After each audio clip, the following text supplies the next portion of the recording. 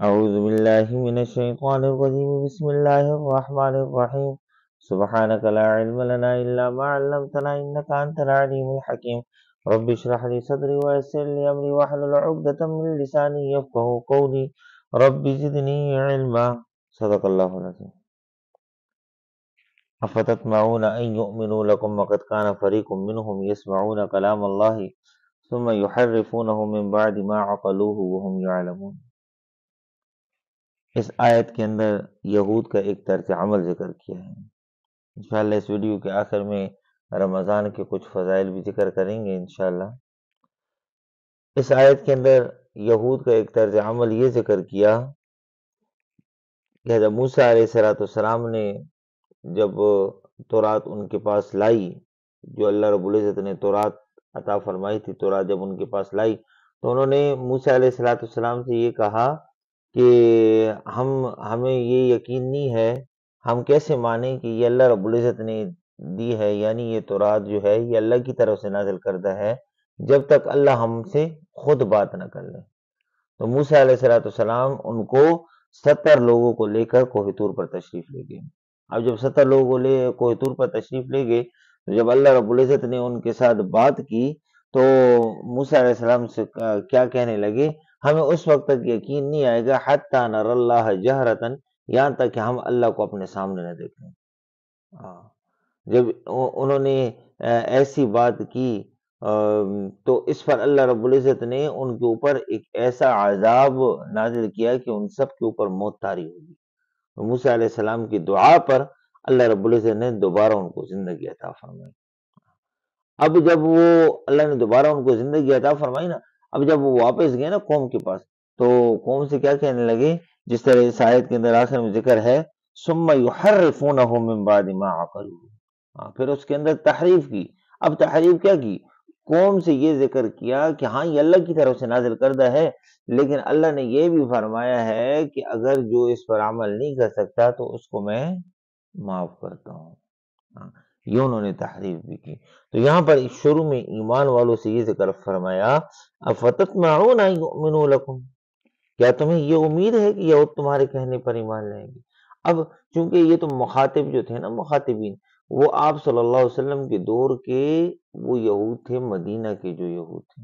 ہاں وہ مخاطبین تھے۔ تو یہاں پر ان کے بارے میں ذکر ہے، اور ایمان والوں سے کیا فرمایا، کیا تمہیں یہ امید ہے کہ یہود تمہارے کہنے پر ایمان لائیں گے؟ حالانکہ انہوں نے کیا کیا، وَقَدْ كَانَ فَرِيقٌ مِّنْهُمْ يَسْمَعُونَ كَلَامَ، حالانکہ انہوں نے اللہ کی بات خود سنی ہے، اللہ کا کلام خود سنا ہے جب اللہ نے ان کے ساتھ بات چیت کی ہے۔ ہاں ثُمَّ يُحَرِّفُونَهُ مِن بَعْدِ مَا عَقَلُوهُ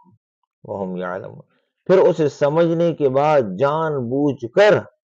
بدل ڈالتا ہے، بدل ڈال دیا، یعنی اس کی ثم یحرفون، اس کے اندر تحریف کر دی۔ ہاں اللہ رب العزت نے جب ان کے ساتھ بات چیت کی نا، جب ہم کلام ہوئے تو جب واپس قوم کے پاس واپس آئے تو قوم سے کہنے لگے ہاں اللہ کی طرف سے یہ نازل کردہ تو ہے، لیکن اللہ نے یہ فرمایا جو اس پر یعنی عمل نہیں کر سکتا اس کو میں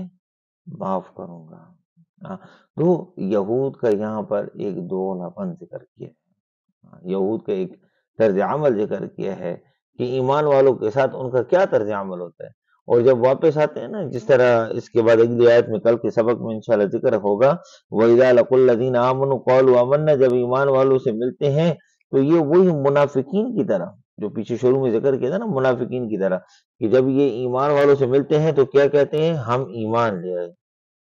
وَإِذَا خَلَا بَعْضُهُمْ إِلَى بَعْضٍ قَالُوا أَتُحَدِّثُونَهُم بِمَا فَتَحَ اللَّهُ عَلَيْكُمْ لِيُحَاجُّوكُم عِندَ رَبِّكُمْ فَلَا تَعْلَمُونَ۔ تو جب یہ علیحدہ ہوتے ہیں تو کیا کہتے ہیں، کیا تم انہیں وہ راز بتا دیتے ہو، آپس میں ایک دوسرے سے کہتے ہیں، کیا تم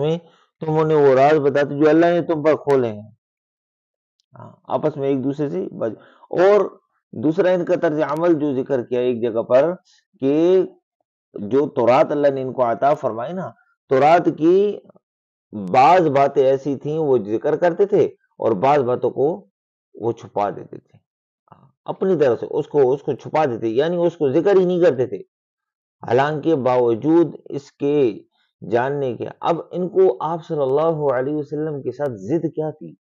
ضد آپ صلی اللہ علیہ وسلم کے ساتھ یہ تھی یہود کو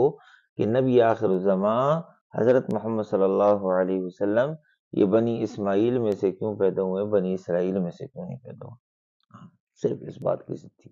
اس بات کی ضد کی وجہ سے یہ آپ صلی اللہ علیہ وسلم کے اوپر ایمان نہیں لاتے تھے۔ یہ ضد تھی ان کو، اس ضد کی وجہ سے آپ صلی اللہ علیہ وسلم پر ایمان نہیں لاتے تھے۔ تو ان آیات کے اندر، آج کی آیت کے اندر یہود کے اس طرز عمل کو ذکر کیا ہے۔ تو اللہ سے دعا ہے کہ اللہ رب العزت ہمیں صحیح طریقے سے قرآن کو پڑھنے کی، سمجھنے کی اور قرآن کو صحیح طریقے سے سمجھانے کی بھی توفیق عطا فرمائے۔ اچھا، آگے رمضان کا مہینہ آ رہا ہے۔ ایک روایت کے اندر آپ صلی اللہ علیہ وسلم نے فرمایا، جب رمضان کا مہینہ قریب آیا نا، ایک سے ایک صحابی فرماتے ہیں تو آپ صلی اللہ علیہ وسلم نے فرمایا تمہارے اوپر سے ایک مہینہ آ رہا ہے جو بڑی برکت والا مہینہ ہے، اس میں اللہ رب العزت تمہاری طرف متوجہ ہوتے ہیں، اپنی رحمت خاصہ نازل فرماتے ہیں، خطاؤں کو معاف فرماتے ہیں، دعاؤں کو قبول کرتے ہیں، اس میں اللہ تمہارے تنافس کو دیکھتے ہیں، تم میں سے کون نیکیوں میں بڑھتا ہے۔ تم میں سے اللہ اس کو دیکھتے ہیں، تم میں سے کون نیکیوں میں بڑھتا ہے، تو اللہ کو اپنی نیکی دکھلاؤ، بدنصیب ہے وہ شخص۔ ایک روایت کے اندر آپ صلی اللہ علیہ وسلم یہ بد نصیب ہے وہ شخص جو اس مہینہ میں بھی اللہ کی رحمت سے محروم رہ جائے۔ انتہائی برکتوں والا مہینہ، انتہائی برکتوں والا مہینہ جس کی کوئی حد نہیں ہے، انتہائی برکتوں والا مہینہ۔ تو اللہ سے دعا ہے کہ اس مہینے کی تمام برکات سمیٹنے کی اللہ ہم سب کو توفیق عطا فرمائے، کہ اس مہینے کی تمام برکات ہم سمیٹ لیں۔ کیونکہ نہیں پتا، اب پہلے تو یہ بھی نہیں پتا کہ یہ مہینہ ہمارے اوپر شروع ہوتا ہے یا نہیں ہوتا، موت کا کچھ بھی نہیں پتا، اور پھر یہ نہیں پتا کیونکہ رمضان تو مہمان نہیں ہے، مہمان تو ہم ہیں۔ اب پتہ نہیں اگلے سال ہمارے اوپر رمضان آئے نہ آئے، اب تو یہ ہے کہ رمضان قریب آ گیا۔ اللہ رب العزت اس مہینے کی برکات سمیٹنے کی ہمیں توفیق عطا فرمائے۔ تو اللہ سے دعا ہے کہ اللہ رب العزت جس طرح اللہ چاہتا ہے، جس طرح اللہ چاہتا ہے، اللہ ہمیں ایسی زندگی گزارنے کی توفیق عطا فرمائے۔ وما علینا الا البلاغ۔